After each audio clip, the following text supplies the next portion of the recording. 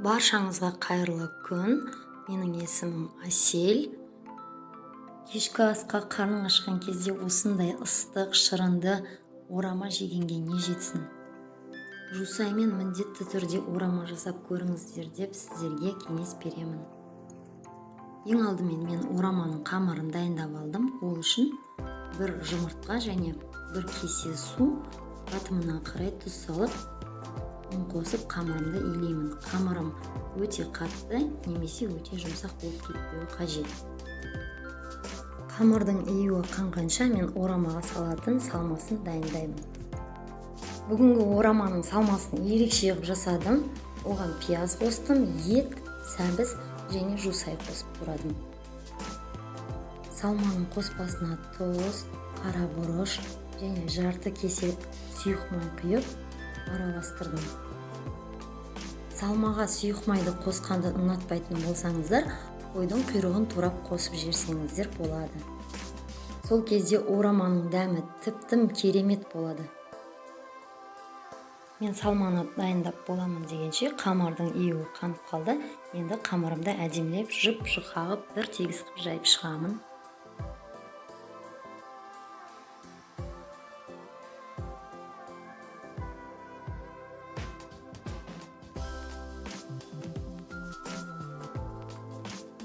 Енді қамырдың бетіне майды тегіс қып жағып шығамыз. Майды қалауларыңызша алуға болады. Сұйық май жағуға болады. Немесе ет асқанда сорпаның бетіне шыққан қалың қабатты майды алып, тоңазытқышқа салып қойып, соны ертіп жақсаңыздар болады. Мен қамырдың бетіне, сорпаның бетінен шыққан майды силиконовый қазықшамен алып жағып шықтым. Салмамды да бір тегіс қып сеуіп, жағып тегістеп алдым. Бетінде салмасы бар қамырды жайлап алып, бір қайырымында бетіне силиконовый қазықшамен жұқалап майды жағып шығып, қайтадан ораймын. Дәл осылай орап қайталай беремін. Қамырдың ортасына жеткенде ұзынынан қамырды екіге бөліп кесемін. Қамырды өстіп екіге бөліп кесіп орған кезде қамыр піскенде өте көзге әдемі сүйкімді көрінеді және жегенде тәбетіңді ашады және қамырдың арасы бір-біріне жабыспай жеке дара қабат-қабат болып тұрады. Ораманың салмасын өздеріңіздің қалауларыңызша өзгертуге болады. Жусай қоспай, орнына картоп та қосуға болады.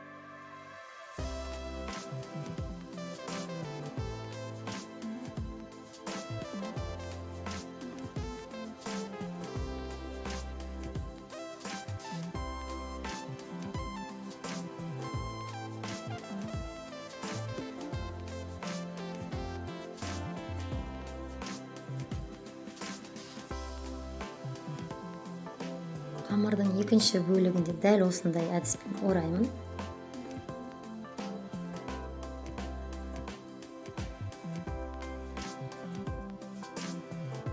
Мантаваркамның тарелкаларын силиконовый қасықпен жақсылап майлап шығамын. Енді орамамды осы тарелкаға жайлап әдемілеп қоямын. Мантаварканы қайнап жатқан суға қойып, 45 минут ораманы булап аламын. Орама дайын болғанша мен подлив дайындаймын.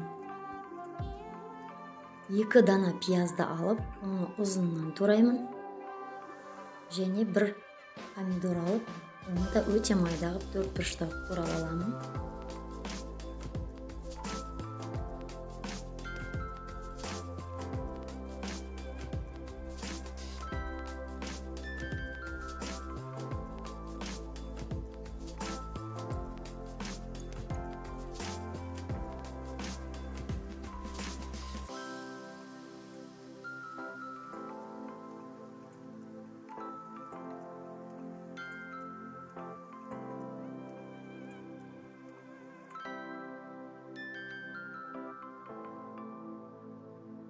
Сковородкаға жарты кесе сұйық май құйып, пиязды салып, сарғайғанша қуырып аламын араластырып.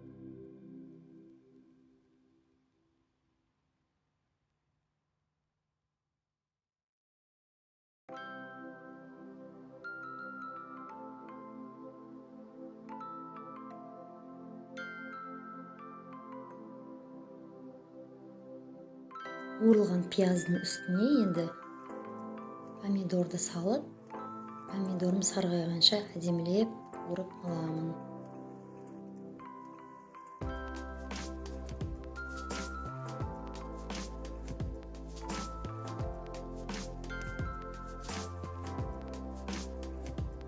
Помидорымыз қуырылған кезде оның шырыны майға шығып, майдың түсі қызғылт сары болып, тәбет ашылатындай түске енеді. Қалауымызша тұз салып, бетіне су құйып, қайнағаннан кейін астын жай басып қоямыз.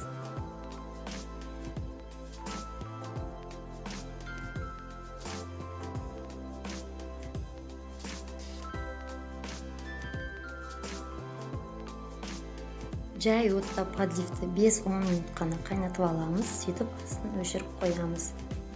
Міне менің орамам дайын болды. Орамам кесіп тарелкаға салдым, бетіне подливын құйдым. Қараңыздар, қандай әдемі, сочный тәбетті ашады. Видеоны соңына дейін көргендеріңізге рахмет. Егер сіздерге видео ұнап жатса, каналға тіркеліп, лайк басып, комментарий жазыңыздар.